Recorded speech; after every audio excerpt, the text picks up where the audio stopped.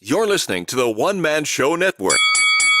Welcome to the MMA Fight Picks Podcast with your host, Aaron Weinbaum. Hey everyone, welcome to the MMA Fight Picks Podcast. I'm your host, Aaron Weinbaum. This one is super late. I had a few opportunities this week to record, but I couldn't quite do it. And I'll tell you what, after the presidential debates, my brain was fried. That's when originally I was going to do it, but it is what it is. Everyone has weighed in, so all the fights that I'm going to pick are set. Of course, the main event is Holm versus Irene Aldana. And if you're on Periscope, YouTube, or whatever, feel free to help chime in and help me pick, and subscribe to the YouTube channel if you have not already. So I am kind of in a mobile setup situation, so I apologize if there's any sound problems, but let's see here. Boom, there's my logo. All right. So anyway, the first fight I want to pick is, of course, somehow this one is on the undercard, but this is I guess a sign of the times changing here. Carlos Condit taking on Court McGee. Sorry, I can't get the Bobby McGee song out of my head whenever I hear this. But, oh my gosh, Carlos Condit. He hasn't fought since 2018. He got subbed by Michael Chiesa. But he hasn't won a fight since 2015. On the other hand, he has lost to just straight killers. Michael Chiesa, Alex Oliveira, Neil Magny, Damian Maia, Robbie Lawler, and his last win, Thiago Alves, back in 2015. So I don't know at this point what he has left to prove, other than I guess he loves fighting. More power to him, I guess. Court McGee's kind of a different story. He does have 2 losses in a row. Sean Brady, Diego Lima has a win over Alex Garcia. That's back in 2018. But the difference is the level of competition, I mean, the guys that have beaten Court McGee versus the guys that have beaten Carlos Condit. Ben Saunders, Killer B, Ponzinibbio, I guess that's a fair one, but Sean Strickland, I mean, come on. So, but there's levels, like I say. So, what level is Carlos Condit at right now? Is he declining? Is Court McGee on the rise, or is Court McGee peaked? And as much as I don't like to pick with emotion here, I am going to pick Carlos Condit. And both good guys, of course. Court McGee famously coming back from addiction, but yeah, I got to go Carlos here. If you have a different opinion, leave them in the comment sections, of course. Germaine de Randamie, the Iron Lady versus Juliana Pena. So Juliana Pena, by the way, I got to see at Adam Hunter's show in Vegas right before all this COVID stuff broke loose. She looked good.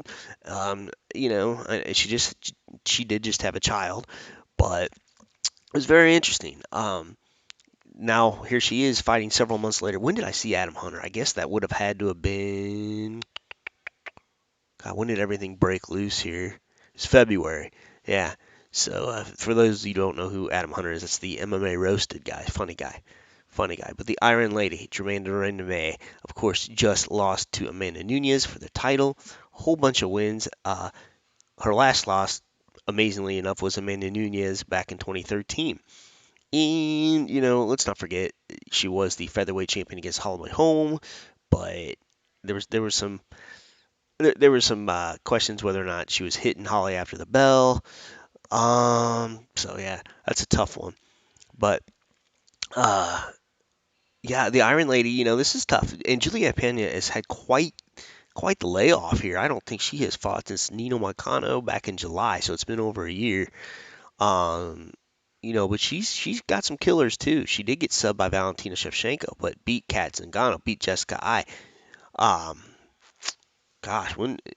So before that, not really any really big name people, but the Iron Lady's been in there. I mean, she just fought December, which was, I guess that was longer than I thought it was. So December is, getting right up there 10 months ago, 10 months ago. So very interesting here. But the Iron Lady, Germaine de Randamie, has been more active. I wouldn't be surprised, though, depending on what Juliana's level of training is, if she pulls off this upset. So There you go.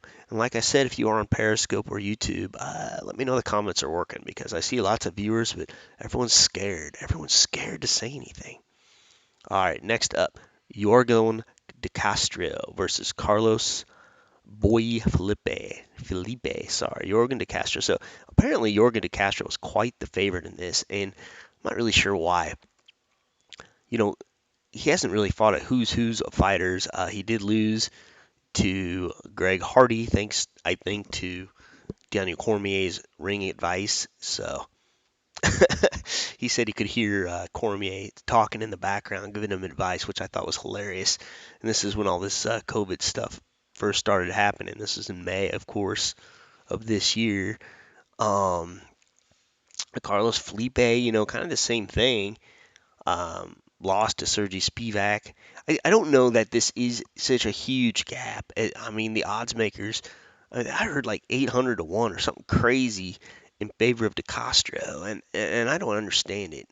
I mean, he does have more UFC fights under his belt than Carlos, and of course 2 wins. And I do think he's going to win this fight, but the odds, I don't think, tell the story. All right, main event of the evening, Holm, Irene Aldana. So Holm, she just lost to Amanda Nunes. I don't think she's fought since. No, I take that back. She beat Raquel Pennington in a unanimous decision back in January. Before that, July of last year, she got head kicked, knocked out by Amanda Nunes, beats Megan Anderson at featherweight, loses a decision. She went all the way to decision with Chris Cyborg. I don't think she's a 145 pounder by any means, but she can hang. And then just lost.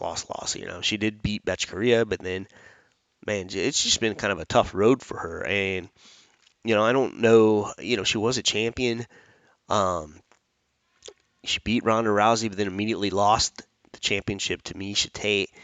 Let's take a look at Irene Aldana here. I think Irene Aldana, I don't know who else there is. If she wins this, she probably does get Amanda Nunes next because Amanda's pretty much beaten everyone else. She's already beaten Germaine Randamie. Juliana Pena maybe is a possibility. I don't think she's 1 win away. I think it's probably more than 1 win. But Irene just beat Caitlin Vieira, Vanessa Milo. She has a loss to Raquel Pennington, a split decision. She has wins over Betch Korea also. But her resume is not quite as impressive as Holly. And, I think Holly might be the dog here, but I like Holly in this fight, and we'll see. And if she doesn't win this fight, I don't know what's next for Holly, honestly. I don't think she can make 125 pounds, but you never know. But that's it. So thanks to all of you that have watched, lots of viewers, and I appreciate that. Everyone's super quiet, and I hope that's not a problem on my end, but I have a feeling it could be.